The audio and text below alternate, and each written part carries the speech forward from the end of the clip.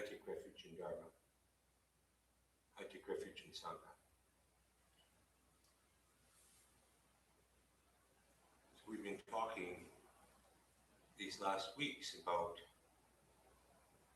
whether there is an immediate joy or happiness or ease in leading a life in the Dharma, leading a happiness of leading a simple, ethical life in the Dharma, based on this dialogue between the Buddha and King Ajatasattu of Magadha, who had killed his father to ascend to the kingship. He was sick at heart, wealthy beyond all measure, infinite power, but deeply mourning, deeply sick at heart for what he had done. And so he goes to the Buddha and he says, what are the merits of leading a life in the Dharma? Like if you're a carpenter, you got to trade, you can support your family, you can, there's a joy in making things at work, there's people, there's a certain measure of respect you give for it. What is there in terms of practicing the Dharma? And at the time he was talking about being a monk. Is there some immediate joy or benefit from it? And so the Buddha has this dialogue with him, and he talks about the immediate social rewards of being a monk. He laughs, he says, well, you don't have to pay taxes. You can, I remember when I first heard this story, I was a taxpayer. There's a lot of people who would be persuaded by it. But really and truly, this happiness, this joy that comes from leading a simple, ethical life. Doi and I often talked that we were very happy when we were lawyers, that we never went down this path of joining country clubs and doing this and that and the other thing. And I've often reflected on when I am leading a simple life, like you see the camp last summer, how much energy is required in just supporting the superstructure that holds your life together, all of the various bits and parts of it. You just have to work and work. It all takes money and it takes energy, and the more of that stuff that falls away, the easier it is. There's a famous story about, true story from Greece, where there was this kind of half-mad philosopher called Diogenes, who lived in Greece, and he lived as a homeless person, just wandering around, but he was very often sought out if there was a particularly thorny question, somebody wanted insight into something. But he literally lived as a homeless person. And King Alexander the Great, before he became the great King Alexander, shortly after he was a son of Philip, before he'd gone off and conquered the world, he'd only conquered some bits and pieces in the world. He had heard about this guy, and he was very taken by his wisdom. And so he sought him out. And it was morning, and he sought out Diogenes. They found him lolling, on a set of steps somewhere. And he came up and he was standing over, and he engaged in dialogue. And he said, "Do you know who I am?" And he said, "Really? Yes, of course, great king." And he said, I've heard about you, I admire you, and I'd like to help you in any way I can. Is there anything I can do to help you? Can I give you a house? Can I give you would you like a trust fund? Would you like, what would you like to, what would allow you to benefit you, to be the way you benefit others without seeming to seek any personal reward from it? And Diogenes looked up at him and said, well, he said, there is one thing that you could do for me. I'd be very, very grateful for. And Alexander said, of course, what would it be? He said, you just move over about 2 feet that way, you're blocking my sun. And I really, it was such a lovely Sunday morning. And true story. But what an amazing truth. And we also have to be careful. I remember when I was a teenage kid, when I was 19, my first big travel, I traveled down through Mexico and Central America and South America. And I remember having this naive sense of, oh, how wonderful this is, how simple and pure the lives of the people are, the campesinos and living in the mountains. later I came to realize they're just really poor. And to be unable to take care of your kids, to be able to provide medicine and education for them, it was something that was very painful for them. So there's this balance. But there's the simple life that we're talking about, that I'm talking about, is this life that's chosen. So it's what Thoreau said, to be content with little. Be content with little. Simplify, simplify, simplify. How much do you really need? And in Buddha's last teaching, in the Zen tradition, he talks about these 8 awakenings of great men. So he's talking about the 8 factors, if you want to call them, the realization that comes out of it, that we practice after that. And the first of those awakenings is to have few desires. To have few desires. To be able to live without having these desires constantly clamoring, oh, I need this or I need that, I want a new, and I wish this was different, and I wish that was different, and I want this, and I want it to be that way, and this isn't the way I want it to be. He said, if you can live without it, doesn't say no desires. It's very interesting. And you can say, well, why wouldn't he? It's like, isn't that what this is all about? But, we have this Bodhisattva vow that we chant every night. Beings remember inside vow of freedom. It's a desire. You can say it's a vow, you can say whatever you want. It's a kind of a desire. So, to live without, it's like being, in the Canadian bush with mosquitoes and black flies and all these stinging insects just sucking and sucking and sucking and sucking off you. The first of those wisdoms is to have few desires. And then the second is that even if you have something, to know how much is there. And to know, even if you have something, how you don't have to use it all.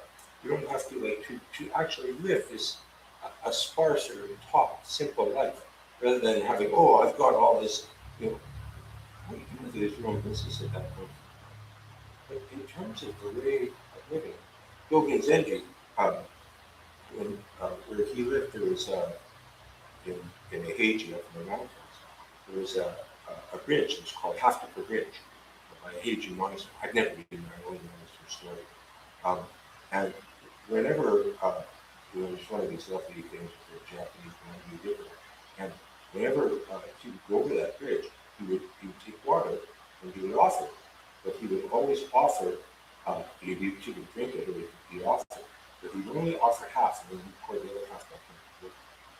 There's no sense of ecological wholeness or anything like it. It was a spiritual practice in terms of being.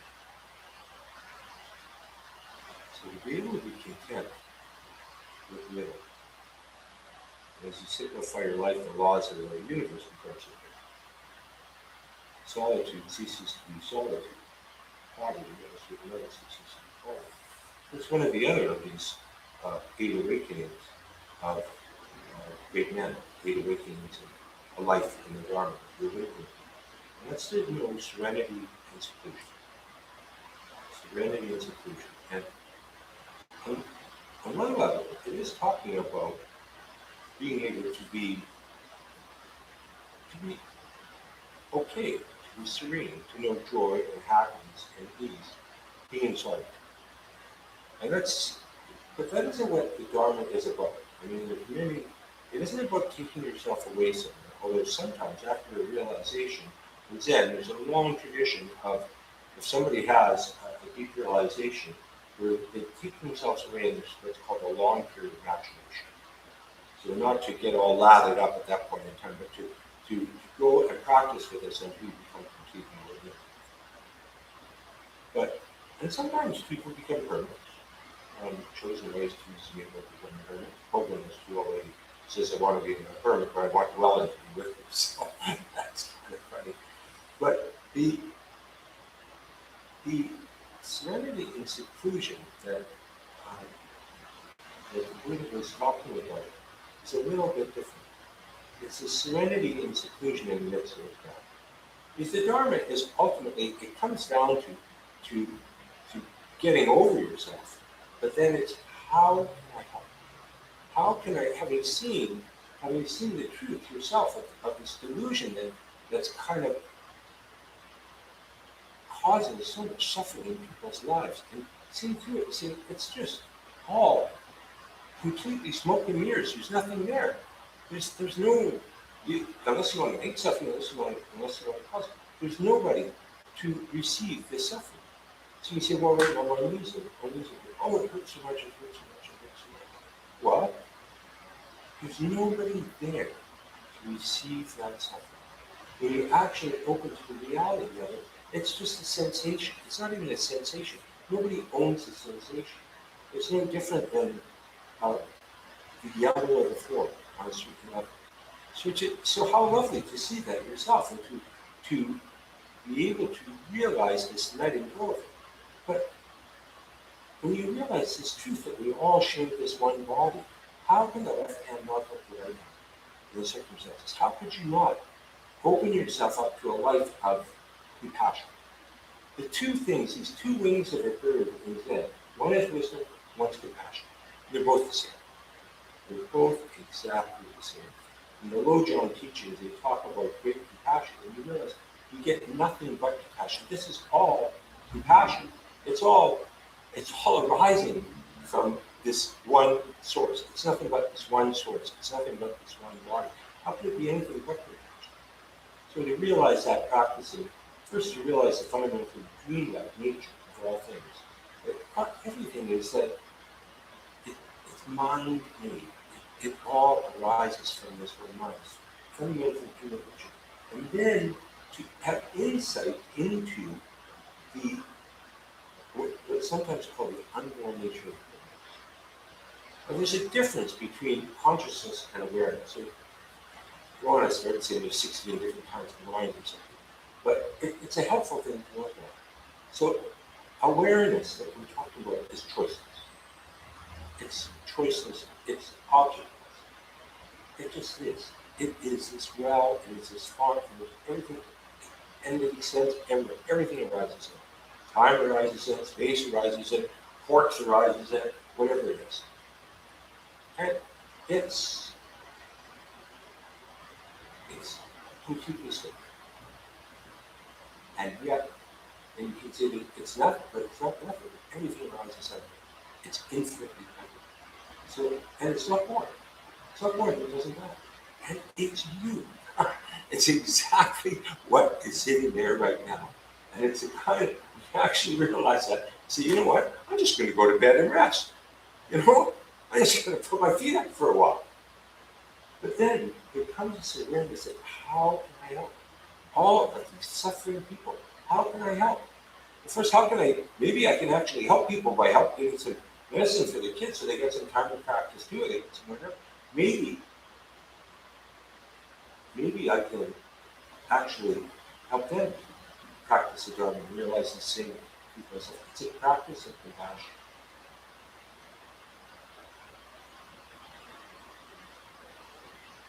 So and there's this joy, the simple joy of leading an ethical life. Leading an ethical life. You know, if you don't cheat, and you don't lie, and you don't steal, and you don't misuse sexuality, and you don't gossip, and you don't bully and put people down, and so you put yourself up, and you don't fly around in a fury all the time, and you're generous. And so, what do you get out of that? You get exactly that. You get that state of mind. And what an amazing state of mind it is. Instead of, no, give me, I need this, I need that, you're taking, that's mine, don't. And there's a, there's an old blues song that's kind of, not one rich man in 10 has a satisfied mind. One rich man in 10 has a satisfied mind. The Christians say that there's a gate in Jerusalem, this particularly narrow gate that we used to see, you couldn't get a loaded camel through the gate. The way place with their teaching, he said a rich man, it's easier for a camel to go through the eye of the needle, this big loaded camel, than it is for a rich man. So you could say, for not talking heaven here, but it's very true. that if you want to practice the Dharma, you have to. Everybody's lives are so full. There's all this busy stuff I want to do, stuff I have to do, all of this infrastructure to pop up. And how is there, and I'm worried about this and what, I've got to get all this stuff in order. How is there time to do this training, this deep training that it's not hard, it's not easy, but it requires putting the time in to do the focus. So, what an amazing thing, a life of leading a life that's as harmless as possible. The simple ethical life is in a couple of places the Buddha described it as being, he said it's like being somebody having a life sentence in prison commuted. So they thought they were spending the rest of their lives, and all of a sudden they're released from jail. Or, I don't know, hopefully everyone spent another youth soldier in jail, I don't know. But just like minutes. But the other metaphor that he used, he said it's like somebody who has crushing debt, and then having paid off for being released. There's all of a sudden this freedom to just live instead of every moment having to. So it's a freedom from remorse, it's freedom from anxiety, it's a freedom of guilt and fear, it's freedom from worry. It's an ease. There's an ease to it, there's a simplicity and an ease. And in the practice, there's this practice of calm abiding. So calm abiding is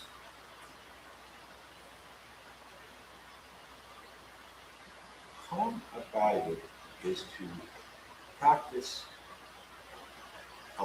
objectless awareness. It is a formation concept to just sit in awareness, to sit calm with whatever arises, not to react to whatever arises, just to sit in meditation. There's a story about a monk who, one of the Buddhist monks, they came to the Buddha, came from a tribal area. I don't know if it was either Java or it was a tribal area in India. There's still a tribal area that you don't go to. But he had trained and was a pretty realized individual at the time. And he came to the Buddha and said, I'd like to go back. I'd like to go back to where I came from, and I'd like to teach that Dharma.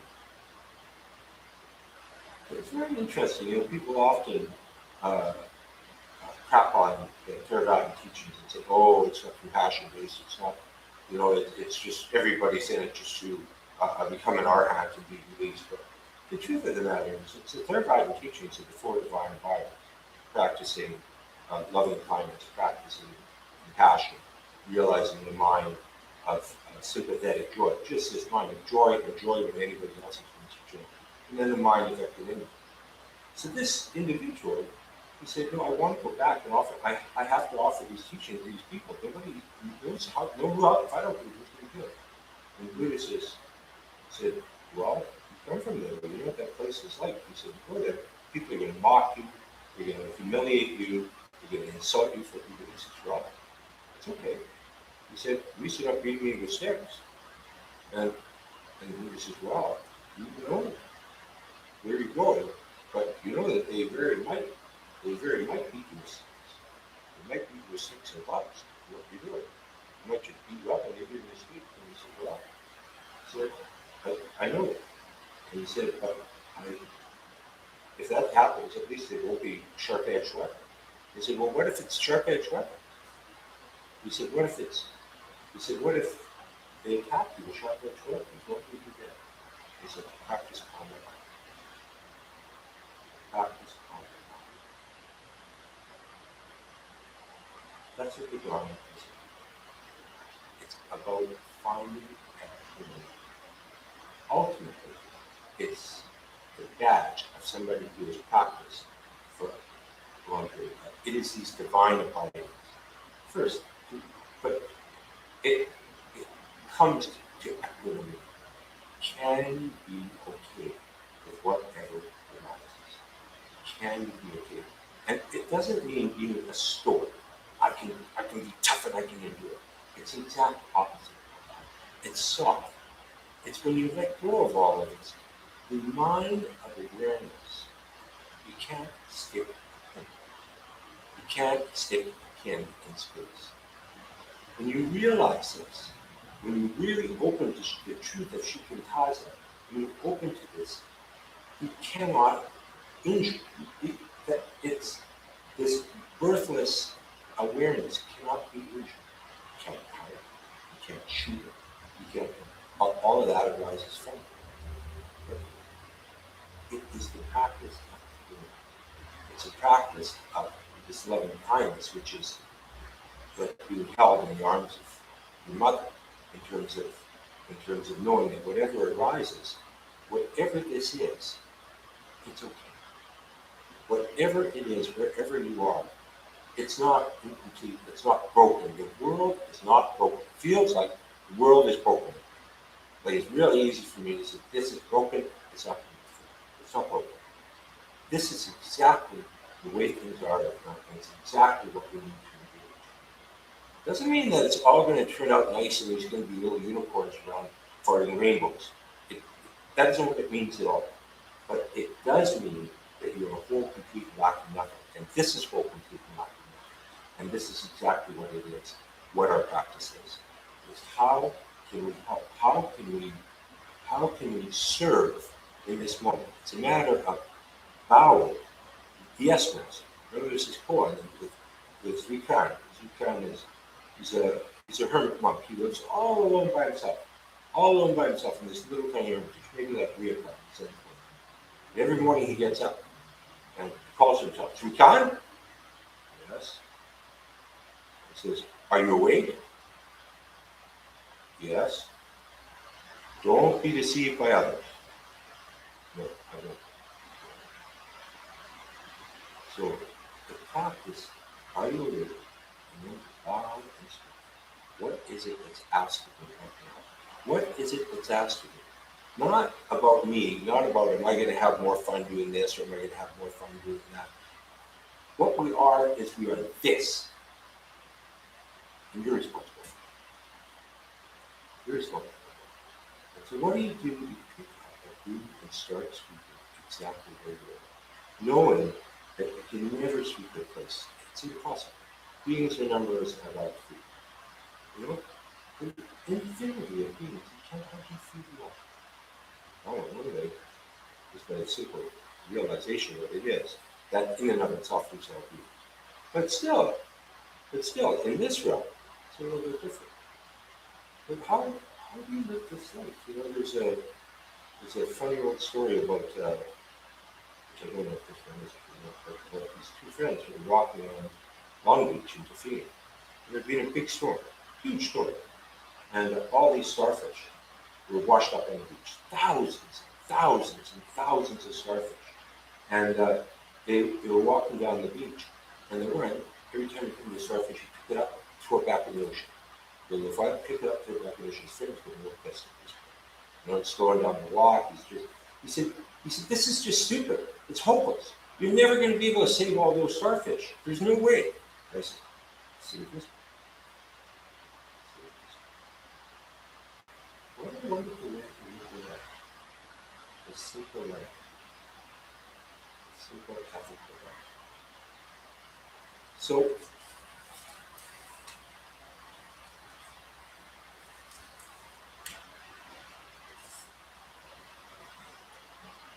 first is just to take responsibility, to turn the mind to a life of practice, to simplify, and then to begin the way in the Third Body teaches, it's this practice of purification. It's this practice of concentration and the purification in terms of purification. When we talk about purity of the mind, it's not just, oh, I have some bad thoughts. It's just thoughts, period. It's so that the mind can be clear, it can be clear like a clear pool of water. So the Buddha talked to Ajatasattu about the joy of samadhi, the joy of mental concentration. So we come to master the sense doors and the sense cravings by doing that. So that on seeing or hearing something beautiful or ugly, it doesn't trigger this craving, I've got to have it. Oh, it's like the guy in remember the Matrix? The guy's walking down the street in the Matrix, and all of a sudden there's this beautiful woman in the red dress, and he's caught right in that moment. So how to be able to practice so that you can maintain this steady, concentrated mind of calm abiding wherever you are, mind of equanimity. And some of these monks are amazing. Like Shariputra, there's stories about him. There was a monk who particularly had it out for him. He was always trying to hurt him or create some difficulty for him. At one point, there wasn't anybody else around, just Shariputra. And he was walking the guys behind him. They just hit him as hard as he could right in the neck. And Shariputra, he didn't even turn around. He said, what was that? Is that a treatment? And he just said, well,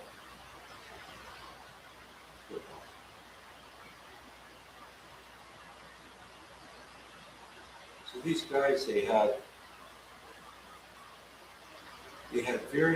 were so simple. They had, they still do, I guess, 3 rows. So this is northern India, this snow, northern India, South Africa. The Buddha had done this, he had investigated it himself. And so 3 rows is what you need to live comfortably. One of them was your case you wear across. And then they had a begging ground. And then they had certain other tools that they had. One was a water filter, one was a razor, a sewing kit, some little bits of medicine. But the simplicity that they lived was after the first conference, I guess, if you call it that, when the monk came together following the Buddha's death to determine how the Dharma would proceed. It was right after the Buddha's death. But then about 100 years after that, there was a second conference that was held. And because there are a number of weighty issues had arisen in the Dharma. And one of them was whether a monk could be allowed to, as a monk, you can only eat 1 meal a day. You have to eat before you. And the question, you can't carry food from one day to the next.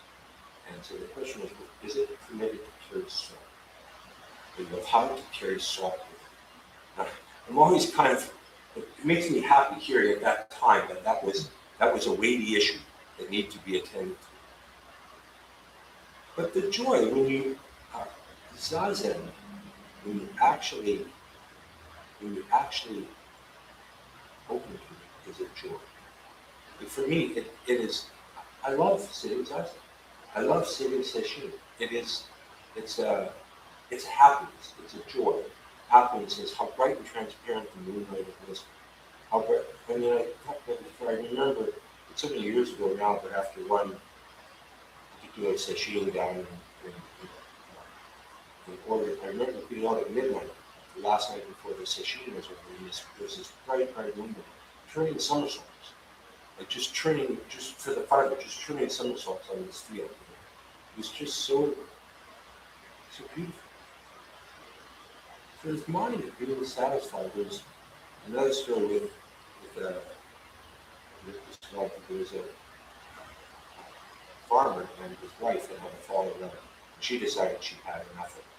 So she took all her finery, all of her, put on her red sari, her cap clothes, her fancy go-to-town clothes, and all her wedding jewelry, all her gold, and she sets out down the road. She's had enough of this guy. And he comes and he realizes what's happening and pursues him. He comes upon a monk and the monk said that the farmer says, have you seen a very beautiful woman in a red sari go by all dressed up in gold? And the monk said, I saw a set of teeth a few moments ago. So that's what he observed. That's what he said. He has recollection that there was a set of teeth in front of him. He wasn't drawn in by all of this finery, all of the.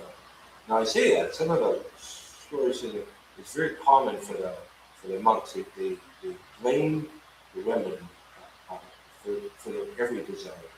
She needed the crown of my foot with the red headed feet, the little thing. You know, it's always looking to play what's, and so maybe things haven't changed so much. And so and when you develop this mental concentration, then in the Theravada practice, the next stage of this is to work with the five hindrances. And so the Buddha, what he did was, in terms of talking to Jatisappi, he went through each of the stages of the practice, laid out the whole course of the practice, and showed what the joy was that emerged from it. So the five hindrances are first sensual desire, then ill will, anger, hatred, sloth and torpor, laziness, and then restlessness, like itchiness, and then finally skeptical doubt. So skeptical doubt, we often talk about doubt being the fire of doubt being a helpful technology in Zen. You have this deep curiosity, this doubt mass that arises. So what is this?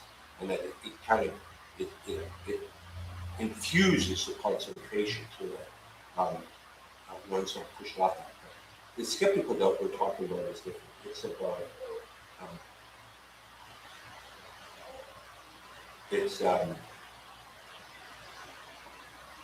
hello. It's the fingers.